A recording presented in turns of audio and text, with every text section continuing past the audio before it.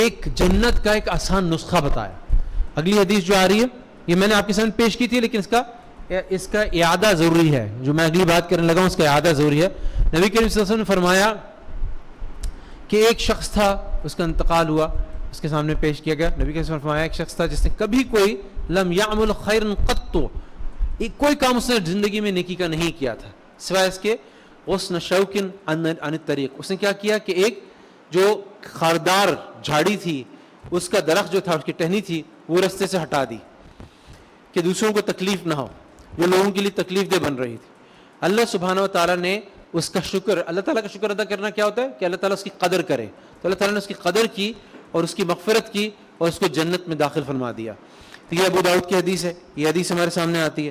اسی طرح سے ایک اور حدیث ہمارے سامنے آتی ہے جس میں اس کی، تو یہ اللہ نبی کریم صلی اللہ علیہ وسلم ایک رستہ بتا رہے ہیں، جنت کا آسان رستہ، کہ اگر ہم ایسے کام شروع، یہ شخص ایک ہی کام کیا تھا اور کوئی نیک آدمی بھی نہیں تھا، صرف ایک ٹہنی ہٹائی تھی. اگر میں اور آپ مل کے کوئی ایسا کام کر سکیں جس میں لوگوں کی ایذا دینے والی مختلف چیزیں رستے سے ہٹ سکیں، ایک گاربیج کا بڑا ایک لمپ ہٹ سکے، ایک گھڑا جو کہ بارش کی وجہ سے پڑ گیا وہ ہٹ سکے، تو یہ ہمارے حق میں بھی حدیث نبی کریم صلی اللہ علیہ وسلم کی ہمارے حق میں ثابت ہوگی. اسی طرح سے نبی کریم صلی اللہ علیہ وسلم نے وعید سنائی، ایک جنت کا رستہ ہے، ایک جہنم کا رستہ ہے. نبی کریم صلی اللہ علیہ وسلم نے فرمایا ایک حدیث میں، جس کا ترجمہ ہے ان النبی صلی اللہ علیہ وسلم قال اتقوا اللعینین، دو لعنت کرنے والوں سے بچو. وہ دو لعنت کرنے والے کون ہیں؟ نبی کریم صلی اللہ علیہ وسلم سے پوچھا گیا، فرمایا الذی یتخلی فی طریق الناس او فی ظلہم، جو فارغ ہوتا ہے، اپنا بیت الخلا بنا لیتا ہے لوگوں کے چلنے کے راستے میں یا ان کے سائے کی جگہ پہ. اب یہ دو چیزیں ایسی آ گئیں جہاں پہ لوگ فائدہ اٹھا رہے ہیں، اور ظاہر فقہا اس کی تطبیق اور چیزوں پہ کرتے ہیں کہ لوگوں کے عام نفع کی چیز ہے اس کو اس نے گندا کر دیا، خراب کر دیا. اور اس نے ایک آدمی کا یاد رکھیے گا بول و براز ہے، جس کی وجہ سے نبی کریم صلی اللہ علیہ وسلم اس پہ لعنت کی، اس کو خبر سنا رہے ہیں. اب اگر یہ چیز سامنے ہو اور اس کے مقابل میں جو آپ سوچیں کہ لعنت فرما رہے ہیں، کہ اس کا شخص کا بول و براز کا والیوم کیا ہو سکتا ہے. اور آپ سوچیں کہ اگر ہمارا گھر کا گٹر ابل رہا ہے، یا ہم اپنا گاربیج باہر پھینک دیتے ہیں، یا ہمارے محلے میں گاربیج ایکومولیٹ ہو رہا ہے، کچھ اس طرح کی صورت نظر آ رہی ہے، تو اس پر نبی کریم صلی اللہ علیہ وسلم کیا حکم لگائیں گے؟ نبی کریم صلی اللہ علیہ وسلم اس پہ کیا حکم لگائیں گے؟ اور دیکھیں ہماری تو ہر چیز، ہماری تو دنیا اور آخرت کی فلاح، ہر چیز جو ہے اس کی ضامن، اس کی ضمانت جو ہے نبی کریم صلی اللہ علیہ وسلم کی، دین کی، قرآن کی، اسلام کی تعلیمات میں آ گئی ہیں.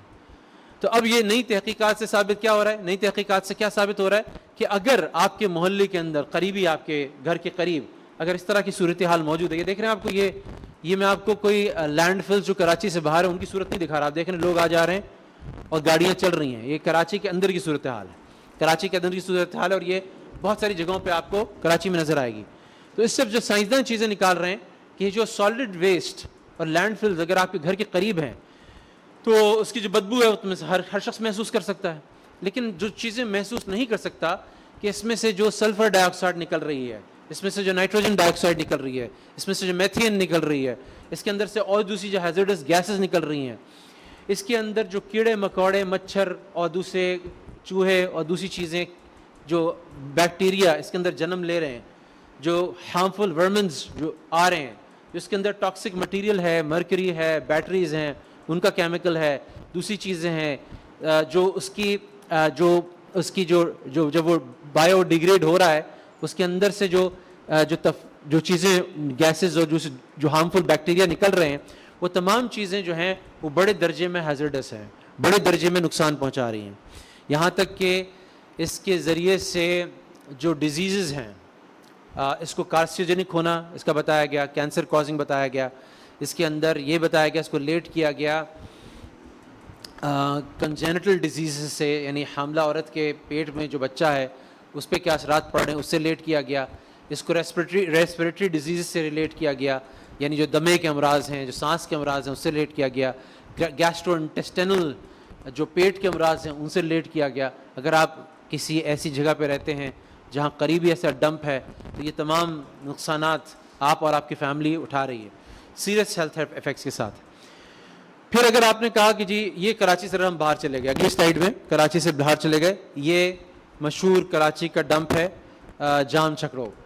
اس کے اندر آپ دیکھ رہے ہیں کہ یہ ٹرک کا کیا سائز ہے اور ٹرک کے مقابلے میں جو یہ ڈمپ ہے اس کا کیا سائز ہے. یہ تقریباً کئی سٹوریز بن جاتی ہیں, 4-5 سٹوریز بن جاتی ہیں کچرے کی, ڈمپ کیا گیا ہے.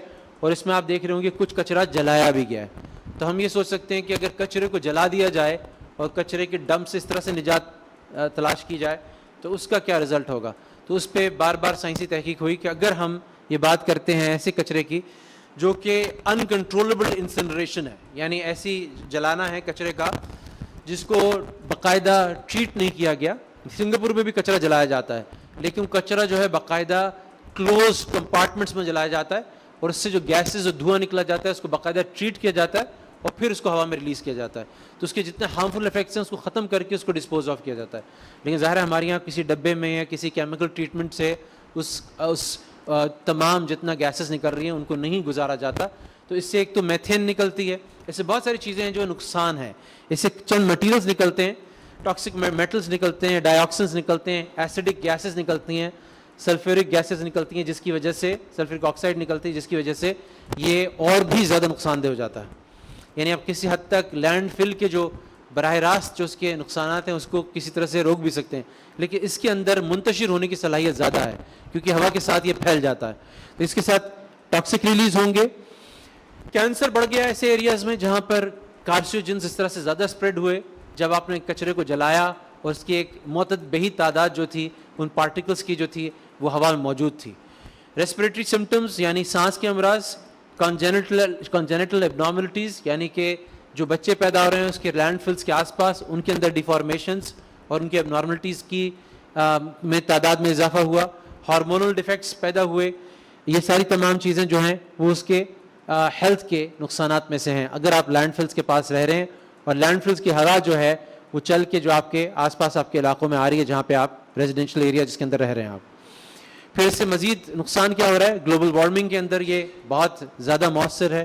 ایسیڈیفیکیشن آف انوائرمنٹ ہو رہی ہے, پیٹرو کیمیکل اوزون لیئر کو افیکٹ کر رہے ہیں.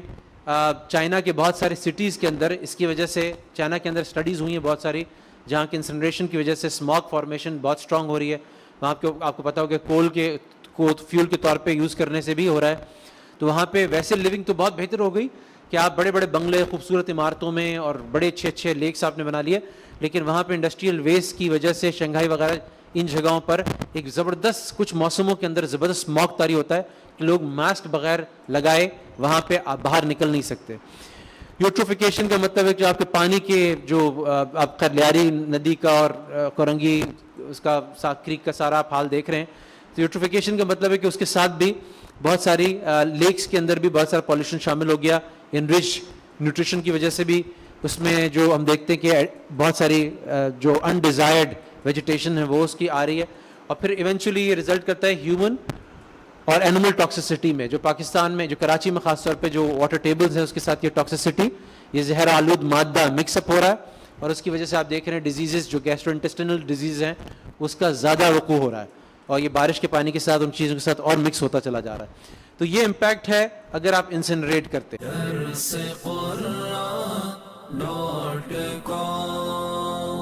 www.darsequran.com